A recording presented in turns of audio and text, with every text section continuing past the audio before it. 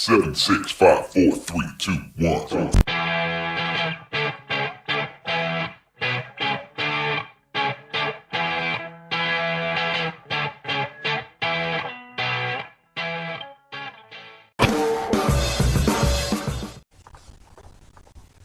Hey guys, Repeat back, and here is my NXT Takeover Chicago video. I apologise for it being late.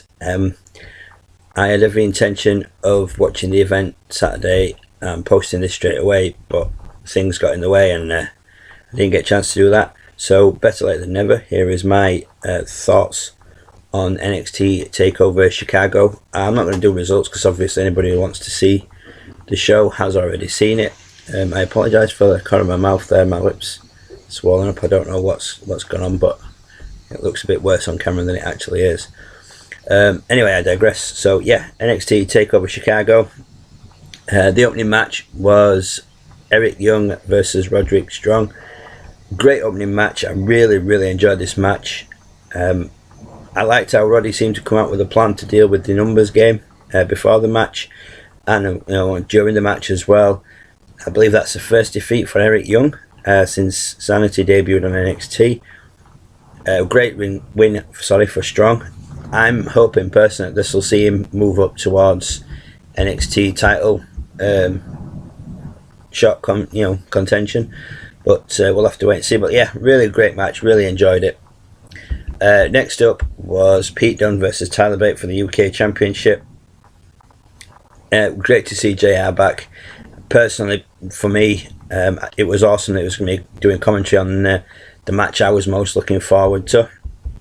I believe JR's going to be doing a lot of commentary on the UK tournaments and whatever they do on the network involving the UK, so that's going to be pretty cool. I've yet to watch the recent one. It's on the network, ready to watch, so hopefully at some point I'll be able to watch that. As I said, this was the match I was most looking forward to. Partly because obviously I live in the UK, but mostly because I'm a massive fan of Tyler Bate and Pete Dunne. I think they're both absolutely amazing. So all I'm going to say about this match is wow. Just wow.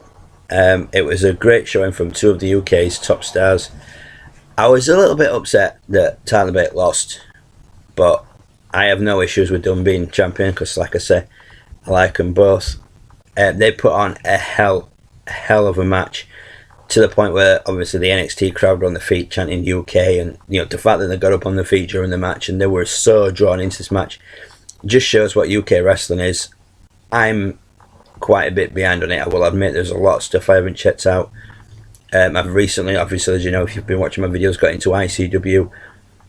Just not long after that I started watching Progress Wrestling, and there's still a couple of other companies that I need to check out, but it's finding the time to watch it all. Obviously I work nights and I have a family, so after I've been working, if I can, I'm having to sleep during the day, and then if not, I'm having to do school runs, get a little bit of sleep, and life gets in the way, but you do what you can. But yeah, there's a lot of English wrestling I need to catch up on myself and get into and give a try. But yeah, thoroughly enjoyed this match, and like I say, the crowd were absolutely drawn into it, which was great to see. Next up was Ruby Riott versus Nikki Cross versus Asuka for the women's title. Again, a really good match. All three women getting plenty of offence in. It wasn't biased towards anyone in particular.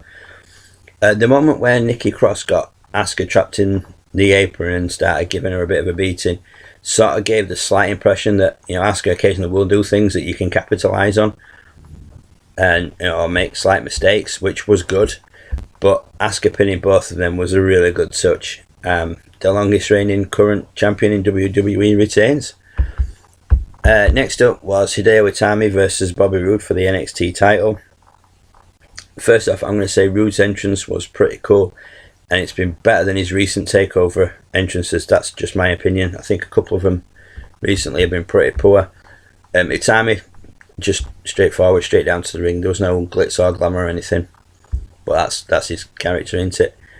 I was expecting a great match, and I wasn't disappointed. It was non-stop. Both guys hitting hard moves, hitting their finishers unsuccessfully. Roode eventually got the win with a brilliant reversal of the GTS into the glorious DDT, which he did hit one, those who've seen it. well, no, he kept hold, rolled over and picked him up and hit a second one, and pinned him. Great series of events at the end there. Towards the end of the match, I absolutely love this match. I thought it was great because I was expecting good things, but they delivered. And then the main event was DIY versus Authors of Pain in a ladder match for the NXT tag titles. Right, my issues with this match. Issue number 1, AOP won. That is my major issue. I am not a fan, not impressed. I just don't get the appeal in them at all. I don't understand why they're still champions. The people are booing them. Nobody, about 85-90% of the crowd can't stand them. You've got a few people wearing the t-shirts, but 9 times out of 10 they're usually bandwagon jumpers. So it's cool to cheer the guy that nobody else likes. That's fair enough, but I just don't get why they've done anything impressive. They're just two big lumbering ass clowns, and people like that are 10 a penny, on the indies and in WWE. Number 2 of my major issues is Ciampa turning on Gargano. Breaking up DIY is a massive mistake, I think. They are the most over team on the roster, and in the way it goes, the most credible threat to Authors of Pain's tag team titles. There's no other tag teams really that stand out on NXT. I mean, there's Heavy Machinery who seem to be getting a bit of a push, but if they are the ones to topple AOP, I will be pissed, because DIY were definitely the sort of underdog champions that everybody could get behind. They did it against Revival, lost them to Authors of Pain, and you think, right, ladder match is going to go in their favour. They were so close, and then it comes the shitty ending. But it just, I don't get why they've split up Gargano and Ciampa. It just doesn't make sense. Like I say, I have no issue with Heavy Machinery other than the really dubious name that they've been given. But in my opinion, they're not ready to just jump up and take the tag titles from Authors of Pain. They need to win some credible matches instead of just squash matches against jobbers. And issue number 3, this kind of goes off on a few different directions, so bear with me if I do start kind of rambling a bit and maybe ranting. What happens now that DIY have split up? What happens to Gargano and Ciampa, apart from obviously the feud matches that it's built up, where they're going to go one-on-one against each other? That's to be expected. But then what? There's nothing to it, which leads me to my next sort of point, but it's not actually an issue with that match. NXT needs a secondary singles title. I've seen a lot of people's videos who've stated that there definitely needs to be some sort of like mid-card, for lack of a better term, title on NXT, and I completely agree. I think it should happen. There's heaps of people who are floating around that mid-card area that it might take a while to get them up to NXT title shot, or they might never get there. They might just be on NXT, without getting up to the main roster, which is, fine for, some of them, but there's nothing for them to sort of fight for. So give us an NXT TV title. Obviously, the main roster's got an Intercontinental and they've got the US. Give us an NXT TV title. Something for all those, like I said, in the mid-card to use either to elevate themselves up to NXT title convention, or to have a title that they can hold, and it, like I said, gives all the mid-card titles something to aim for, and it'll give them more variety of matches. You can have any amount of storylines building up then. But yeah, that's pretty much just my little sort of rant, whatever you want to call it. Overall, I thought it was another cracking NXT event. The obvious personal downer being the tag team title match and how that unfolded and ended up, the Authors of Pain winning, then DIY getting split up. My favourite match of the night, UK title match, without a doubt. Like I said, the rest of the card was pretty solid. There was something on there for everybody, and like I said, my only issue is the tag team title match and how that ended up, and the consequent aftermath of that. So yeah, that's my review of NXT Takeover Chicago, and can't wait for the next Takeover, which will probably be SummerSlam time-ish now, I think, unless there's one before, I'm not sure.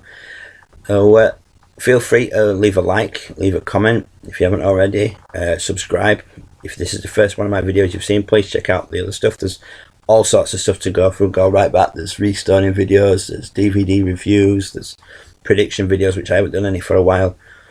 There's a lot more of these review videos. There's a brief history of involving various titles. So yeah, there's plenty of stuff on there. I'm still trying to come up with new ideas for stuff, you know, trying to keep my channel fresh. There have been a couple of my live streams from 2K17, which seem to be a bit hit and miss as regards what people are liking, but it's something to do on an afternoon. So yeah, but yeah, that'll do it for this video, guys. I will be back very soon with my Backlash video. I was going to do them both together, but I haven't had a chance to watch both events yet, so keep your eyes peeled. It will probably be within the next 24 hours. It might even be this time tomorrow or just after, when I do my Backlash review video, my thoughts on it. So yeah, that'll do it for now, guys. Take care, and as always, I'll see you later.